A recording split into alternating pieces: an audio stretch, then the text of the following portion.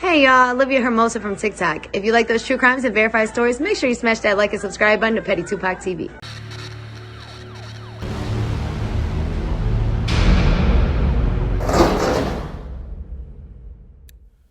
Let me read you this article made by Juan Ignacio Blanco of Murder Media. This is his. He take all the credit for it. I could have did it, but he couldn't have put it better. It's about two crumb individuals that robbed a jeweler. For y'all that don't know, Hutch wasn't the first jeweler here robbed and killed, and I'm pretty sure Pesce wasn't the first jeweler robbed and his life taken from him here. It's a real dirty city. You got some real dumb guys getting out after doing all that time in and out of prison their whole life. They get out, rob a guy successfully, but take away his whole family in the midst of it. These two crumbs deserve to rot what he had. It's just certain stuff that's not a part of the game. I understand you hitting a lick, not condoning it, but I understand it. But for you to take a man and his whole family for something that's his, you're a crumb. And anybody else out there to do this is a crumb. And I can't believe I participated in activities like this. Not similar in the nature as far as, people losing their life, but I have taken from people. I used to steal cars like a crumb. Far as me pulling out something and taking it, I kept that to people that was in the gang. Try to have some moral principle about it, but overall it's still crumb stuff. You taking something somebody else hustled and worked hard for. I get it though. But let me read this story to you, man. Two men were charged with murdering 5 family members during a December 21st, 2002 robbery at their suburban Detroit home. John Wolfenberger was 31 at the time, and Dennis Lincoln was 27 at the time. They were charged with 5 counts each of premeditated murder and felony murder. Jeweler Marco Pesce was 38. His mother, Maria Vargati, 68, and Pesce's 3 children, Melissa, 6, Sabrina, 9, and Carlo, 12, were gunned down execution style in Pesce's home. Police said the safe was open and the house looked ransacked. The killings happened after Pesce dropped his children off at his house in Livonia, then went to his office without entering the home. The prosecutor said, "We believe these 3 children walked into a home where the armed killers waited for them." Prosecutor Michael Duggan said, "The burglars may have forced Carlo Pesce to call his father and ask him to come home after realizing the children didn't know the combination of the safe." Wolfenberger and Dennis, who had been cellmates, also were charged with armed robbery, home invasion, being a felon in possession of a firearm, and using a firearm during the commission of a felon. The uncle of John Wolfenberger testified in a preliminary hearing that his nephew bragged that he had done something that would make the national news. Wolfenberger's uncle, William Smith of Detroit, testified that he went to the police after his nephew came to his home late on the night of the killings looking for a change of clothes and bragged that something he did would be shown on CNN. Investigators suspect the 2 men began zeroing in on Pesce's house sometime in early December of 2002. Pesce's 3,000-pound safe was filled with jewels, watches, and other valuables. The men were believed to have been cellmates in a Carson City prison and were paroled earlier in the year. Lincoln served 9 years for armed robbery, and Wolfenberger served 8 years for a series of burglaries. On the afternoon of December 21st, 2002, Marco Pesce, an Italian immigrant who owned Italia Jewelry in Livonia, drove his 3 children, Carlo, Sabrina, and Melissa, to visit their mother, Diane Pesce, who was a residential drug treatment facility in Ann Arbor, or was in. Marco picked up the children from their visit, then dropped them off at his home in Livonia about 5:30 or 5:40 p.m., returning to work approximately 6 or 6:15 p.m. Marco's mother, Maria Vargati, who was visiting the family from Italy, was at the Pesce home at the time, and Marco did not exit his vehicle and go inside his home when he dropped off the children. Shortly after, Marco arrived back at work after dropping off the children at home. Carlo called Marco and told him to come home because Melissa had fallen and chipped her tooth. Marco left work immediately and returned home. The next day, Marco, his 3 children, and his mother were discovered dead in the Pesce home. They had been shot to death on December 21st, 2002. The house had been ransacked and the family safe empty. The evidence showed that Dennis Lincoln and his co-defendant John Wolfenberger carefully planned and prepared to rob Marco Pesce at his home. Lincoln made a handwritten statement to the police explaining his role in the crimes and describing how he and Wolfenberger planned and prepared to commit their crimes. Lincoln admitted that on December 19, 2002, he and Wolfenberger in separate cars communicated by cell phone as they targeted Marco Pesce and watched Italia Jury. They attempted to follow Marco home, but could not tell which driveway he turned into. The next evening on December 20th, 2002, Lincoln and Wolfenberger followed Marco home again, and this time they succeeded in ascertaining the location of Marco's home. According to Lincoln, on December 21st, 2002, he and Wolfenberger purchased a clipboard, delivery receipts, and a teddy bear to further plan their heist to pose as delivery man to gain access to the Pesce home. They also brought a pickup truck from Wolfenberger's friend to use when they committed the robbery. According to Lincoln, late in the afternoon of December 21st, 2002, Wolfenberger drove the truck to Pesce home, parked in the driveway, and got out with a teddy bear and approached Rigotti, who was in the garage. According to Lincoln, put his hand in his coat, which contained a .380 caliber pistol, and Wolfenberger and Rigotti went inside the home. Lincoln claimed that Wolfenberger made a gesture with his hands, so Lincoln left the Pesce home in the pickup truck and drove to Italia Jury to watch for Marco. Defendant and Wolfenberger communicated by cell phone during this time. According to Lincoln, Wolfenberger told him Carlo to call Marco at work and tell him that one of his sisters chipped a tooth to lure Marco home. Lincoln claimed that he fell asleep while he was sitting in the parked truck waiting for Marco. Lincoln further claimed that he awakened 6:21 and then drove to the Pesce home and picked up Wolfenberger. Lincoln asserted that when Wolfenberger got into the truck, he said, "5 dead, bro." Lincoln and Wolfenberger then returned to the truck. Wolfenberger's friend and bought bags containing items from the Pesce home to Tracy Lett's home. Lincoln denied being the shooter and claimed that he simply dropped off and picked up Wolfenberger at the Pesce home. He also asserted that Wolfenberger had determined the defendant did not need a gun because he would not go inside the Pesce home.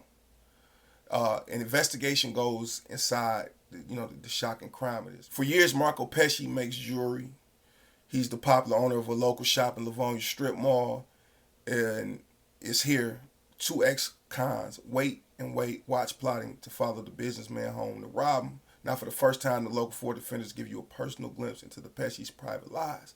Photos shared by the family members show the children in front of the Christmas tree, Melissa dancing, Sabrina in Halloween costumes, so on and so forth.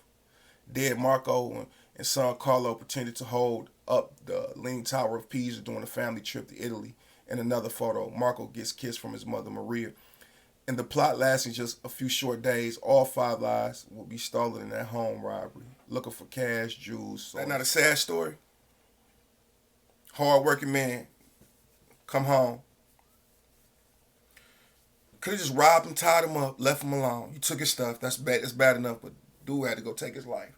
And I usually try not to get too much opinions on this because people gave me advice just to report it. But I'm not a reporter. I'm not a journalist.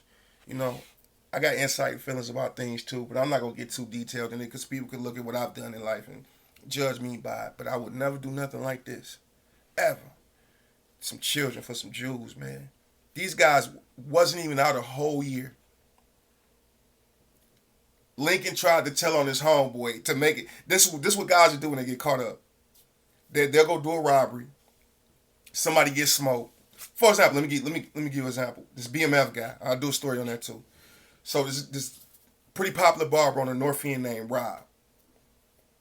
They go to a party, some type of wedding or something like that.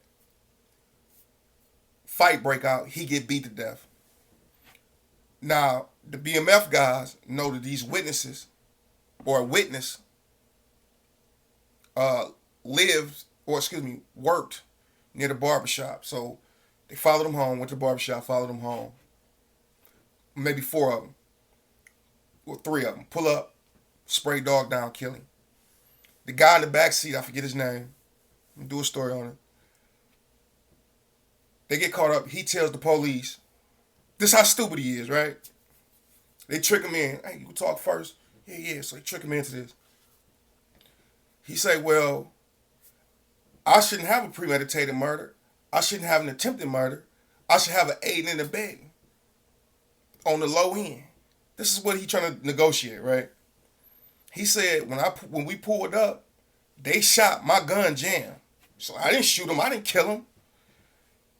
Your actions, your thoughts went into the plot, the premeditation. You drove over there willing to participate. Whether your gun worked or not, you contribute to that situation. You contributed to that situation, and he still got boomed upside the head. He thought he was going to get out from up under that with that excuse at the precinct. Like they was going to give you some type of special cop for snitching at the precinct. You didn't even wait the trial to try to pull that. You didn't even try to talk your lawyer into fabricating that type of BS to try to get some leeway. You didn't even give it.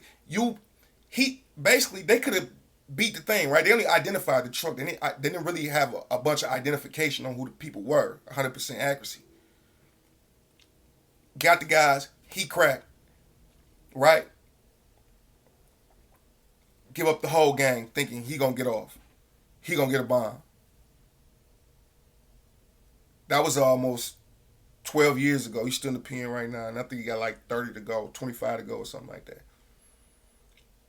He thought he was going to get off by saying my gun jammed. You went all the way through with the thing, but then your gun jammed. And even if it did, you bam. He thought that was going to actually get him some mercy. So Lincoln did a similar thing. I fell asleep. I went to the whole plot of robbing. You created the situation that led up to the events. What you thought you weren't going to get a felony murder? What you thought you were going to get a second degree? What you thought you was going to get an aid in the bed and low end? What you thought? What did he possibly think that he was going to get? But in that situation, definitely, I'm glad he told. The boys was out a year, back in there, natural life. And when I say in the state of Michigan, they mean natural life without parole. That means 100% of that natural life you never getting out. Now with a crime like that, you never getting out. You ain't getting no commutation. Maybe if you was a child or something when it happened, but you was a grown man that already been in prison. You already sold, you was a defect in society. You went back again for something even worse. After serving 9 years, after serving 8 years, you go right back with 5 bodies, children, a 68-year-old elder, and your contemporary. You killed 3 generations. Bruh killed 3 generations of people. This the thinking to go behind, and they had the lick. They had it. Here, take this, boo. You would have got caught. But you got home invasion, robbery, habitual. You would have seen the light of day again. It wouldn't have made national headlines like that. Some of these guys getting out, man, they can't think to say they so, man. You get guys. I remember I was talking to this one guy, this GD guy up at Marquette. We was talking about some ideas when we get out, and he used to just come up with the dumbest ever. One day he wrote me 2 pages front and back about this idea he had about getting money. I'm like, all right, let me hear it.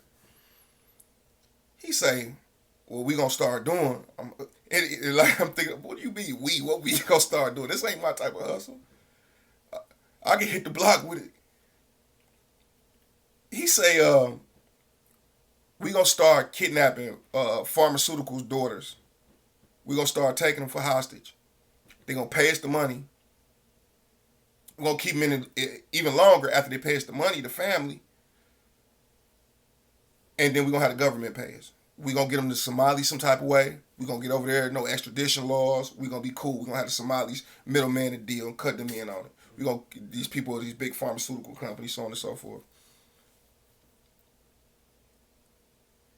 Then, right, he was like, the DC sniper? You know why he was really doing that? He's going to ask the government for money. We can start doing that. We can have a third party with a third party with a third party order. Or we could just hit a lick on the gun. And they'll never know where the sniper came from. We start taking people out. Hey, give us 2-3 million. We done. I'm reading this stuff. I tell him flat out, I say, bro, I'm not participating in nothing remotely close to that. I won't even. I'm not stealing no candy out the store. I ain't trying to rob nothing, steal nothing, breaking no car. He like, bro, I can respect you for that. I'm like, bro, you did 3 years. You did 7. You did 2. You back for 6 or 7. You 3 years in. You know, did over 12 years of time, 13, 15 years of time. And all you could think about is going to snatch a pharmaceutical CEO, pharmaceutical company CEO daughter, and go to Somalia and sniper people. Like this the type of people we dealing with. Like I said, never till I went to prison outside of sex offenders have I ever said, oh, somebody deserved to be in prison. Now that I'm older and more mature, so, homie, nah. I could deal with the hustler going hand in hand. I could deal with the dude getting all the drug dealers in the hood. Give me that. I could even deal with a chain snatcher. I can't deal with a guy that go in the house with 3 kids and a granny and smoke them, then go to his family and some gonna make CNN news in Michigan. Didn't even get a chance to cash out on none of that.